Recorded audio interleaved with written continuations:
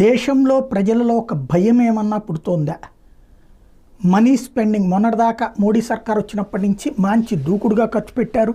ఎప్పటికప్పుడు మనకి జిఎస్టీ దగ్గర నుంచి అంతా సిస్టమ్ అంతా ఒక పర్ఫెక్ట్గా జరిగింది. ఇప్పుడు అంతర్జాతీయ పరిణామాలు లేదంటే దేశంలో వివిధ రాష్ట్రాల్లో జరుగుతున్నటువంటి కక్ష సాధింపు రాజకీయాలు కూడా అశాంతి అభద్రతను రేకెత్తిస్తూ ఉండటం వలన ఉన్న రూపాయి దాచుకోవాలనుకుంటున్నారా, రూపాయి ఖర్చు పెట్టకూడదని అనుకుంటున్నారా?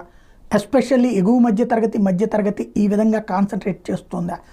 ఎందుకు ఈ అనుమానం వచ్చిందంటే ఇదివరకు వెహికల్స్కి నెక్స్ట్ 3 నెలలకో 4 నెలలకో వచ్చేటంతటి డిమాండ్ ఉండేది.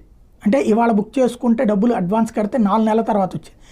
అట్లాంటిది ప్రస్తుతం దేశంలో అమ్ముడు పోనివి 7 లక్షలకు పైగా కార్లు ఉన్నాయి అన్నటువంటిది FADA అధ్యక్షుడు మనీష్ రాజ్ సింఘానియా ప్రకటించారు. దేశవ్యాప్తంగా డీలర్ల దగ్గర ప్రస్తుతం 73,000 కోట్ల విలువ